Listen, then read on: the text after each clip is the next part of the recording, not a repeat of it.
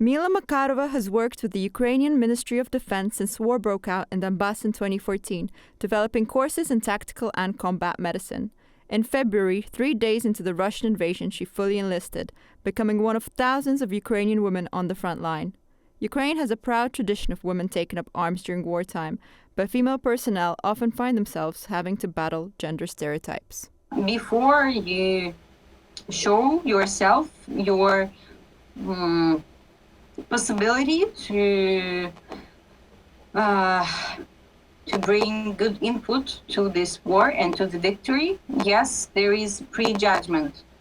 And yes, I am tiny, curly girl that is very contrast to the others.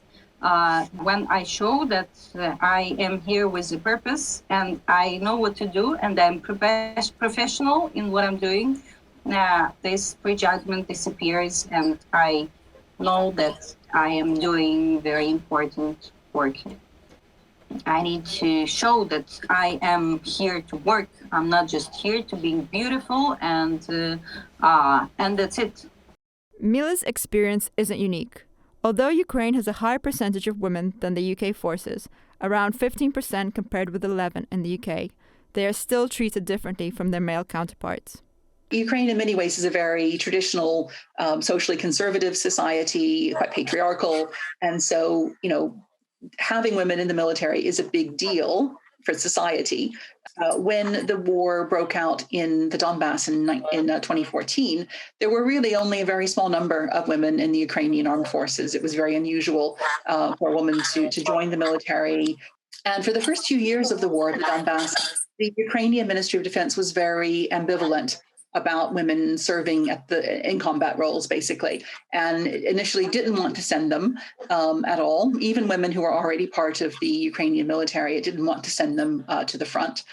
Eventually, though, they realized that they needed the women's contributions, and so they allowed them to go to the front, but only in other roles. So women were sent to the Donbass region as cooks, or seamstresses, or musicians, or other kinds of roles, which are nothing to do with combat directly, and yet they did in fact pick up weapons. They did in fact contribute to the war.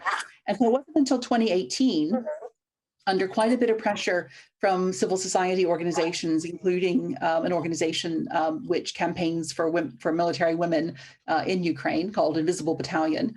They put a lot of pressure on the government in Ukraine, and eventually they agreed to change the law. They needed uniform, they needed shoes, they needed vests that fit their size.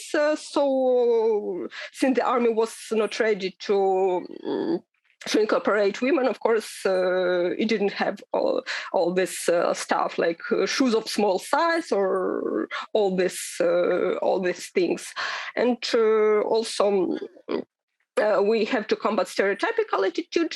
Now it is now in 2022 it is much less, of course, than it was in 2014 or 15, because we have been working on it all of this time.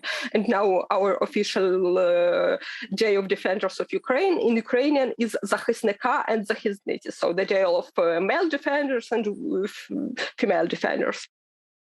Rana Hristenka believes that the work of women has been integral to the war effort and should continue when it comes to building lasting peace. Ksenia Zubova, Forces News.